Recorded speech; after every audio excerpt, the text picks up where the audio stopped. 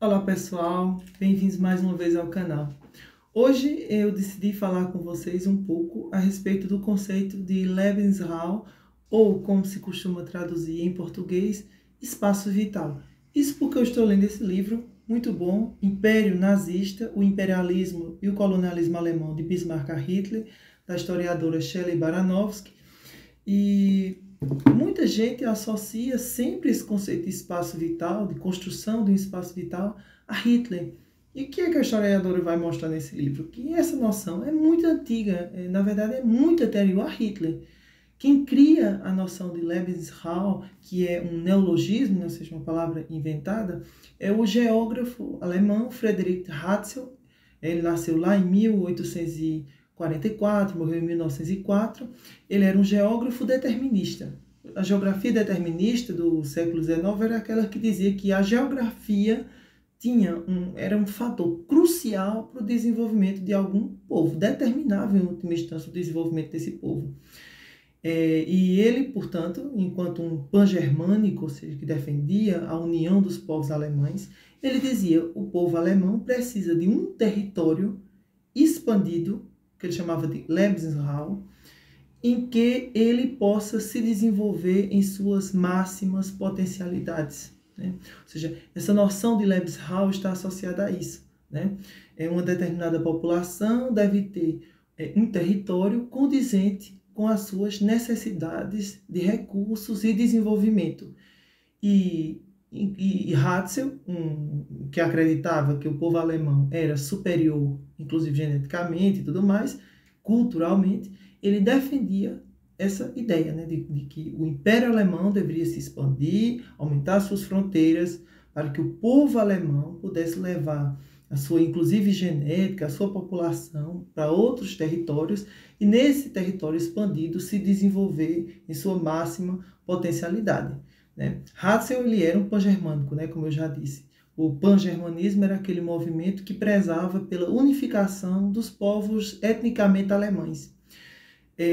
Quando a gente estuda a unificação da Alemanha, a gente vê que nem todos os povos etnicamente alemães se juntaram ao Segundo Império Alemão, de Bismarck, né, no final do século XIX, lá em 1870.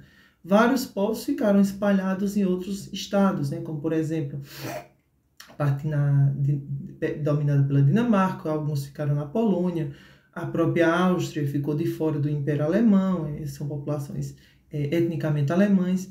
Então, ele era um pan-germânico e ele dizia: nós temos que construir um território em que todos os alemães étnicos estejam unidos e dentro desse território expandido nós vamos nos desenvolver em nossas máximas potencialidades.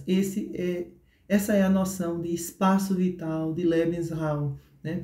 A historiadora Shelley Baranovsky, nesse livro que eu mostrei, ela comenta, inclusive, que Ratzel defendia o imperialismo alemão para que houvesse realmente a construção desse espaço vital, desse Lebensraum.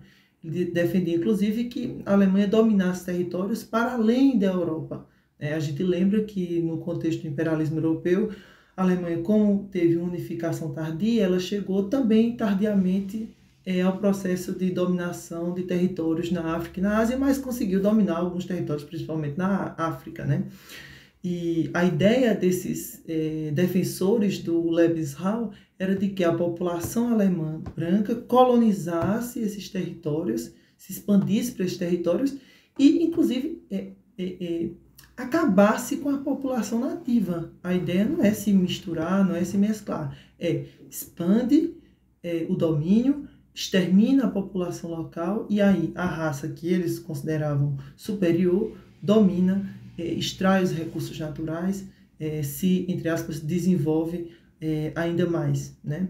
Grande parte da elite alemã, durante o segundo Reich, né, o Império Alemão, o segundo Império Alemão, não, o Império Alemão, né, que não é segundo, mas segundo Reich, porque aquela história, o primeiro teria sido o Sacro Império Romano Germânico, não vamos entrar nessa ideia, né? Mas durante o Império Alemão, a elite defendia isso, a construção de um Lebensraum ultramarino. Ou seja, o que significa isso, ultramarino? Para além da Europa, que cruzasse o mar, que outros territórios além da Europa fossem dominados. A Alemanha conseguiu fazer um pouco disso, dominou sim alguns territórios na África. E daí vem a Primeira Guerra Mundial, a Alemanha perdeu a guerra, houve o Tratado de Versalhes, os tratados, né, foram alguns tratados, os Tratados de Versalhes de 1919, a Alemanha, como penalidade, teve que devolver essas suas colônias. Depois veio a crise de 1929, a Grande Depressão, a República de Weimar, durante a República de Weimar, e aí, a partir da década de 1930, com a ascensão do nazismo mesmo ao poder na Alemanha, Hitler vai voltar com essa ideia de construir o espaço vital que tinha sido deixada de lado um pouquinho durante a República de Weimar, né? Ou seja, entre a queda do Império Alemão e a ascensão do nazismo. Hitler volta com essa ideia de construir um império alemão, um espaço vital, um Lebensraum. Só que qual é a diferença? A diferença é que o Império Alemão, ou seja, antes da República de Weimar, o Império Alemão pretendia a construção de um Lebensraum ultramarino, dominando territórios, inclusive fora da Europa.